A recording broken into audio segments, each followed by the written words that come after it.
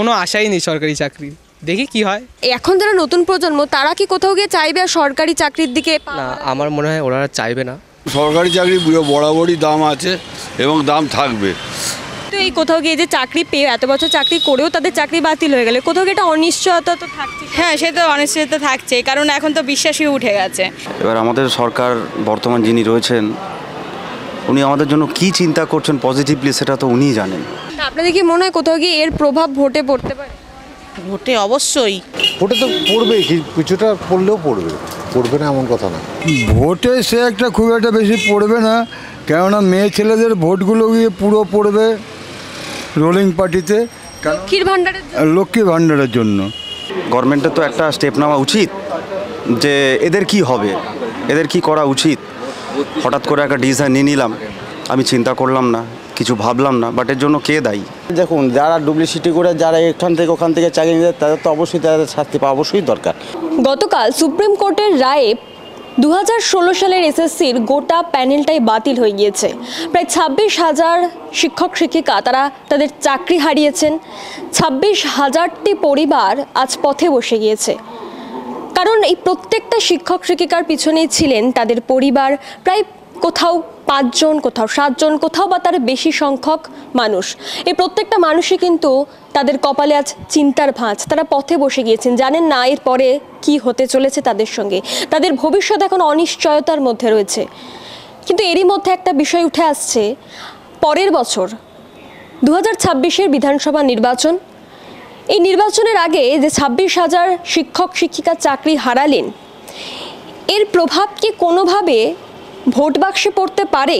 কারণ এর আগে আমরা দেখেছিলাম 2017 সালে ত্রিপুরার একটি ঘটনা, সেখানেও সরকারের দুর্নীতি হোক কিংবা প্রক্রিয়াগত ত্রুটি হোক, সেই কারণে 10,323 জনের চাকরি গিয়েছিল। এবং তার পরের বছরে বিধানসভা নির্বাচনে কিন্তু বাম সরকারের পতন ঘটিয়ে বিজেপি সরকার সেখানে ক্ষমতা এসেছিল। সেক্ষেত্রে দাঁড়িয়ে তৃণমূল কংগ্রেসের ক্ষেত্রে কি এরকম কিছু হতে চলেছে? অর্থাৎ 2026-এর বিধানসভা ভোটে 26,000 চাকরি হারার কোনো প্রভাব কি পড়তে পারে ভোট বাক্সে? কি বলছেন সাধারণ মানুষ, তারা কি মনে করছেন এই বিষয়ে শোনাবো আপনাদের। কালকের 26,000 শিক্ষক শিক্ষিকার চাকরি বাতিল হয়েছে। এরপরে তোমরা এই মুহূর্তে তোমরা নতুন প্রজন্ম, তোমরা কলেজে পড়ছো, এরপরেই তোমাদের চাকরির জীবন শুরু হবে। তোমরা কি চাইবে কোনো সরকারি শিক্ষক শিক্ষিকা তো দূরে কথা, কোনো সরকারি চাকরি করতে? আমার তো চাকরি করার অতটা ইচ্ছা নেই, আমার তো বিজনেস করার ইচ্ছে। আর যাদের চাকরি বাতিল হয়ে গেছে তাদের জন্য খারাপ তো লাগছেই। না, আমি সরকারি চাকরি করতে চাই না, এমনি নিজস্ব কোনো বিজনেস করব, কিন্তু সরকারি চাকরি তো হবেই না। আর আমরা নিজেরাই আশা করি না যে সরকারি চাকরি হবে। আমাদের দেখে আসছি এত লোকের এই হচ্ছে, আর আমরা কি করে আশা করবো যে আমরা সরকারি চাকরি পাবো? এই নিজেদেরই কিছু করতে হবে, তাছাড়া তো বেসরকারি বা নিজস্ব কিছু, বা সরকারের তো কোনো চান্সই নেই, কোথায় পাবো? একটু কিছুদিন আগে একটা এক্সাম হয়েছিল, তাও কিছু হয়নি, আর এখন তো মনে হয় না যার হবে। আর এখন যা অবস্থা সরকারের, তো কালকে যে 26,000 চাকরি বাতিল হয়ে গেছে সেটা শুনেছেন? হ্যাঁ, শুনেছিলাম, খবরে দেখেছিলাম। কোনো আশাই নেই সরকারি চাকরি, দেখি কি হয়। আপনাদের ছেলেমেয়েরাও বড় হচ্ছে, সরকারি চাকরির দিকে কি পা বাড়াতে দেবেন, বা আপনারা কি চাইবেন তারা সরকারি চাকরি করুক?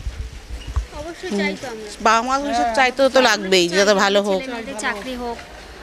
এখন যা পরিস্থিতি সেই দিকে কি কোথাও একটা ভয় আছে যে সরকারি চাকরি যদিও বা পেয়ে যায় সেটার কতটা নিশ্চয়তা রয়েছে? সে এখন পড়াশোনার ওপরে নির্ভর, তারপরে আবার এখন যার পরিস্থিতির যা দিনকাল পড়েছে, মানে রাস্তায় বেরোতে দিলেও এখন ভয় লাগে, তাই না? চাকরিটা পাওয়াটা খুব টাফ এখনকার বাজারে, যে পাবেই পড়াশোনা শিখে। এবার দেখুন, এই 26,000 শিক্ষক শিক্ষিকা ধরে নিতে পারি আজকে থেকে তারা আর আসবে না স্কুলে। এবারে স্কুলের যে পরিকাঠামো বা স্কুলের যে শিক্ষক শিক্ষিকার সংখ্যা সেটাও কমে যাচ্ছে, তো পড়াশোনার হাল বা পরিকাঠামো যেটা সেটা কোথাও গিয়ে ভেঙে পড়বে। সেটা নিশ্চয় কি বলবো, আর এখন কোনো আইডিয়া নেই ব্যাপারে আমার। আপনাদের কি মনে হয় কোথাও গিয়ে এর প্রভাব ভোটে পড়তে পারে? ভোটে অবশ্যই পড়তে পারে। চাকরি যখন এত বছর চলে গেছে, অনেক সমস্যা জায়গাটা। চাকরি তারা পেয়ে এত বছর চাকরি করার পরেও তাদের চাকরিটা চলে গেল, সেই জায়গা থেকে আপনাদের ছেলে মেয়েদের কি আপনারা চাইবেন যে সরকারি চাকরি তারা করুক? হ্যাঁ, সেই দিক দিয়ে তো চাইবই না, কারণ এতটা যখন প্রবলেম সৃষ্টি হচ্ছে সেক্ষেত্রে তো এটা চাওয়াটা উচিতই না। মানে একটা কোথাও গিয়ে অনিশ্চয়তা তৈরি, সেটা তো অবশ্যই হচ্ছে। কারণ দেখুন, এই যে আপনাদের স্কুলে কি কোনো টিচারের এরকম হয়েছে, মানে ওই প্যানেলে? না না না না না না না, এরকম কোনো প্রবলেম হয়নি। এবার দেখুন এই 26,000 যে টিচার বিভিন্ন স্কুলে তারা রয়েছেন, এবারে সেই স্কুলগুলোতে তো টিচারগুলো বাদ চলে যাবে, আজকে থেকে ধরতে গেলে তারা পড়াবেন না, কোথাও গিয়ে একটা যে শিক্ষা পরিকাঠামো সেটা তো নড়বড় হয়ে যাচ্ছে, হ্যাঁ সেটা তো নষ্টই হয়ে যাচ্ছে। কোথাও কি তাহলে এবারে কি মানে যারা বাবা মারা রয়েছেন তারা কি কোথাও গিয়ে চাইবেন যে এবারে প্রাইভেট স্কুলগুলোতে বেশি ভরসা রাখতে? কারণ দেখুন হ্যাঁ এটা ঠিক যে একটা মধ্যবিত্ত পরিবারের ব্যাপার রয়েছে, কিন্তু কোথাও গিয়ে সেখানে অন্তত এই ব্যাপারগুলো হবে না যে শিক্ষক তাদের নিয়োগে দুর্নীতি হবে না বা তারা চলে যাবে না, পড়াশোনাটা অন্তত ঠিকঠাক হবে। হ্যাঁ সেটা তো অবশ্যই। এবার দেখুন সবার তো সমর্থন নেই যে প্রাইভেট স্কুলে পড়ানোর, সবার সমর্থন তো একই না। এবার পয়সা কড়িরও ব্যাপার থাকে, যেহেতু অনেকে দেখুন তারা বাড়িতে অনেকে কাজ করছে করে তাদের ছেলে মেয়েকে এই সরকারি স্কুলে পড়াচ্ছে, অনেকের সামর্থ্য থাকলেও সরকারি স্কুলে পড়াচ্ছে। আবার মানে বাবা মাদের বলছেন যে মধ্যবিত্ত পরিবার বিশেষ করে তাদের সরকারি স্কুলের উপর আস্থা আছে। হ্যাঁ আছে, অবশ্যই আছে। এবার যদি যেহেতু টিচারদের বলুন, আপনাদের মতো যারা পড়াশোনা শিখে যারা এতটা করছে, তাদের ক্ষেত্রে তো এগুলো খুব খারাপ জিনিস না। একটা জাস্ট রায়ে তারা প্রায় রাস্তায় বসে গেছে শিক্ষক। এটাই আমি তো দেখছি, তো এটা আজকের দিনের কথা তো না। আপনি কি কোথাও কি মনে হয় যে এর প্রভাব ভোটে কোনোভাবে পড়তে পারে? দেখুন এর প্রভাব ভোটে তো পড়তে পারে, কারণ এর একটা তো আছে না, যেহেতু পড়ারও তো সম্ভাবনা থাকে, যেহেতু হ্যাঁ একটা দুর্নীতি যেহেতু একটা যেহেতু এগুলো নিয়ে যেহেতু এতটা হচ্ছে, তো এটা তো হওয়ারই কথা। তো মানে সরকারি চাকরি এখন আপাতত এখানে তো নেই, তো সেই বুঝে অন্য যদি কোনো ফিল্ডে যেতে চায় তারা সেই ফিল্ডে যেতে যাবে। এখন আর কি করা যাবে? কালকে যে 26,000 মানে শিক্ষকদের চাকরি বাতিল হয়ে গেছে সেটা নিশ্চয়ই শুনেছেন। হ্যাঁ। তারপরে কি কোথাও গিয়ে মনে হয় যে এখন নতুন প্রজন্ম চাইবে কোনোভাবে সরকারি চাকরির দিকেও যেতে? সরকারি শিক্ষকতা তো দূরের কথা। না, এখন মনে হয় না চাবে, কারণ এখন রিসেন্ট যে ঘটনাটা ঘটেছে, তো রিসেন্ট ঘটনা থেকে তারা অনুপ্রাণিত হবে না, আর ওরা নর্মাল এখন সরকারি চাকরি এখন অনিশ্চয়তার মধ্যে আছে। এখন ওরা নর্মাল প্রাইভেট, আর সবার পক্ষে তো প্রাইভেট সম্ভব নয়, তো ওরা অন্য কোনো ফিল্ডে যাওয়ার চেষ্টা করবে যাতে ওদের সুবিধা। আর এটা কি কোথাও কি মনে হয় যে এর প্রভাব কোনোভাবে এই যে বিধানসভা নির্বাচন আছে, ভোট আছে, এখানে পড়তে পারে? না, এইসব নিয়ে আমার কোনো নলেজ নেই, তো আমি না কোনো ভেবে দেখিনি এইসব নিয়ে। সরকারি চাকরি বরাবরই দাম আছে এবং দাম থাকবে। ফল্ট হয়েছে কোনো কারণে, এটা মিট আপ করবে রাজ্য সরকার, ওটা নিয়ে চিন্তা করার কিছু নেই। এবং যারা দিয়ে তারাও অনেকটা আশ্বস্ত আছে এই রাজ্য সরকারের উপরে যে কিছু একটা উপায় বার করবে যাতে আমাদের সেরকম প্রবলেমে না পড়তে হয়। এটা তো দায়িত্ব, এটা রাজ্য সরকারেরও দায়িত্ব যে এতগুলো ছেলে মেয়ে 26,000 তো না, তার সঙ্গে তো অনেক জড়িয়ে আছে, ফ্যামিলি আছে, হ্যাঁ অনেক কিছু আছে, সুতরাং সবাইকে নিয়েই তো এটা করতে হবে। এটা মমতা ব্যানার্জি সেই ক্ষমতাটুকু আছে, এটা আমাদের বিশ্বাস। এর প্রভাব কি বিধানসভা ভোটে পড়বে? না, কিচ্ছু পড়বে না, না পড়ার জন্য সেই ব্যবস্থাই মমতা ব্যানার্জিই করবে।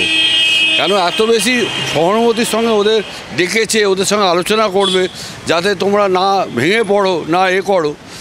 এটা কোর্টের মধ্যে রায় দিয়েছে, এবার রাজ্য সরকারের তো একটা নিজস্ব ওয়ে আছে, সেই ওয়েতে সে কাজ করবে, তো অসুবিধা হবে না কোনো। এটা নিয়ে আমিও খুব এর আগে আপনি নিশ্চয়ই জানবেন যে ত্রিপুরাতে একটা হয়েছিল, যে ত্রিপুরার ক্ষেত্রে এরকম যখন সরকারের পতন হয় বাম সরকারের, তার আগে এরকম চাকরি বাতিল হয়েছিল। হ্যাঁ জানি তো, ত্রিপুরা হয়েছিল, তো ত্রিপুরা সেটা নেয়নি, কারণ যেহেতু ত্রিপুরা সরকার সেই কেন্দ্র সরকারের সঙ্গেই ছিল বলে করতে পারেনি, কিন্তু এটা কেন্দ্র সরকারের অধীনে নেই, তো সেইভাবেই করবে। 3 মাসের যে সময়সীমাটা দেওয়া আছে তার মধ্যে একটা ব্যবস্থা করে দেবে। ওই যে বলছে 1 লাখ খালি আছে, ওদেরকেই আগে প্রায়োরিটি দেবে, এবং সেটা বিধানসভায় বা যেভাবে হোক আইন সেটা রাজ্য সরকারের চিন্তাধারা আছে, সেটা করবে, এটা আশা আছে। সবাই একটু পড়াশোনা করে একটা জায়গায় দাঁড়ানোর জন্য, সরকারি চাকরির জন্য তো সবাই করে, কিন্তু সবার তো হয় না, সরকারি চাকরি তো আর বললেই হয়ে যায় না। কিন্তু এই কোথাও গিয়ে যে চাকরি পেয়ে এত বছর চাকরি করেও তাদের চাকরি বাতিল হয়ে গেলে কোথাও গিয়ে একটা অনিশ্চয়তা তো থাকছে। হ্যাঁ সে তো অনিশ্চয়তা থাকছে, কারণ এখন তো বিশ্বাসই উঠে গেছে যে তারা পড়াশোনা করে কি করতে পারছে, এতদিন করেও যদি চাকরিটা হারাতে হচ্ছে তাহলে তাদেরও তো। আপনার ছেলে কি সরকারি স্কুলে পড়ছে? এখন সরকারি স্কুলে পড়ছে। ওনার মানে ওদের স্কুলে কোনো টিচারের কি চাকরি চলে গেছে? না, এখনও সেটা শোনা হয়নি। এই যে ধরুন 26,000 রাজ্যের বিভিন্ন স্কুলে তো চাকরি গেছে, সেক্ষেত্রে একটা শিক্ষা পরিকাঠামো ভেঙে যাবে, মানে এই এতগুলো বাচ্চাকে পড়াবে কি? এত টিচার তারা বাদ হয়ে গেল। নিউ জেনারেশন তো ঢোকাতে হবে নিশ্চয়ই। নিউ জেনারেশনে অনেক মানুষ আছে চাকরির জন্য অ্যাপ্লাই করছে, তাদের তো নেওয়া উচিত। আমার মনে হয় তাদের দেখা উচিত যে তাদের ইন্টারভিউ নিয়ে তারা কে যোগ্য মানুষদের নেওয়া উচিত। এবার এই চাকরিটা গেল কিসের জন্য সেটা তো জানি না, সেটা হচ্ছে তারা বলতে পারবে। তারা হয়তো ঘুষ দিয়েও ঢুকতে পারে, তার জন্য হচ্ছে, তাই না?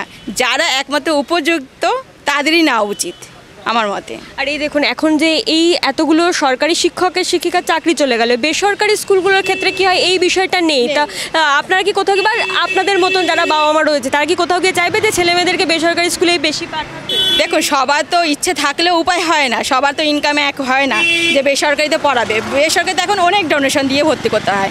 সব মা বাবাই চায় কিন্তু বেসরকারি পড়িয়ে একটু উন্নত ধরনের ছেলেদের মেয়েদের করাতে। সরকারি স্কুলে কিন্তু পড়াশোনা সেরকম হচ্ছে না, শিক্ষক সেরকম নেই, বুঝেছো? সেরকম শিক্ষক সেরকম পড়াশোনা করাচ্ছে না। পরিস্থিতির সাথে সেরকমভাবে সরকারি স্কুল আমাদের দিতে হচ্ছে। আমাদের যদি ইনকাম যদি হাইফাই সরকারি চাকরি করতো সেরকম আমরা সেরকম স্কুলেই দিতাম, তাই না? তাহলে আমরা সরকারি স্কুলে ভর্তি করাতাম না। স্কুলে আশায় ভর্তি করিয়েছি পড়াশোনার জন্য একটু হয়, কিন্তু সেরকম পড়াশোনা পাচ্ছি না সরকারি স্কুলে। যে এত পরিমাণ দুর্নীতির জন্য আজকে এতগুলো শিক্ষকের চাকরি গেল, তো কোথাও গিয়ে কি ভোট আসছে সামনে, মনে হয় এর প্রভাব পড়তে পারে বলে?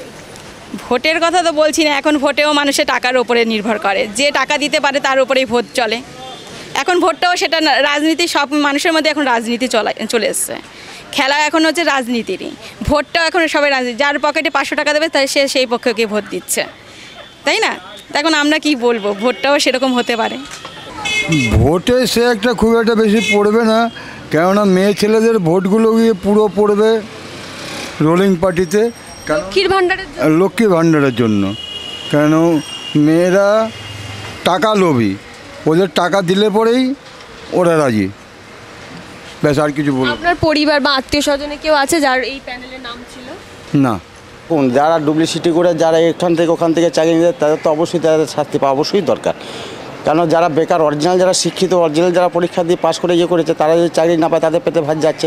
ওদের সরকার যে ডিসিশনটা নিয়েছে অরিজিনাল খুব ভালো ডিসিশন নিয়েছে। কিন্তু এর মধ্যে অনেক যোগ্য শিক্ষকও ছিল যারা হয়তো সত্যি নিজের বেশিরভাগটাই নিজের যোগ্যতা দিয়ে পেয়েছিল, সেক্ষেত্রে তাদের পরিবার আজকের পথে বসে গেল।